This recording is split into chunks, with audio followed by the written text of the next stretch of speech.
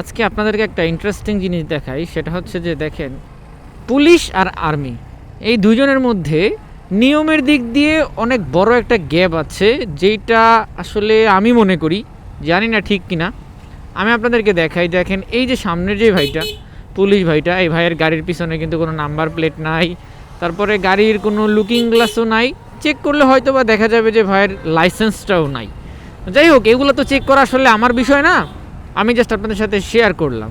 উনি তো হেলমেট পরছে, অনেক পুলিশে হেলমেটও পরে না, কেউ তাদেরকে মামলাও দেয় না, কজ তারা হচ্ছে পুলিশ অফিসার। সো বা আমি যতটুকু দেখছি আর কি, যে বাংলাদেশের মধ্যে আর্মিরা একটু নিয়ম শৃঙ্খলা খুব ভালোই মানে, সবাই ধরতে গেলে মানে, বাট পুলিশ হচ্ছে যে এই নিয়ম শৃঙ্খলাগুলো অনেকটা ভঙ্গ করে, যেটা আমি আসলে দেখছি এবং আপনাদেরকেও একদম রিয়েল টাইমই দেখাইলাম। তো আপনারাই বলেন, আসলে আমি যেটা বললাম এটা কি আসলে ঠিক নাকি ভুল বললাম।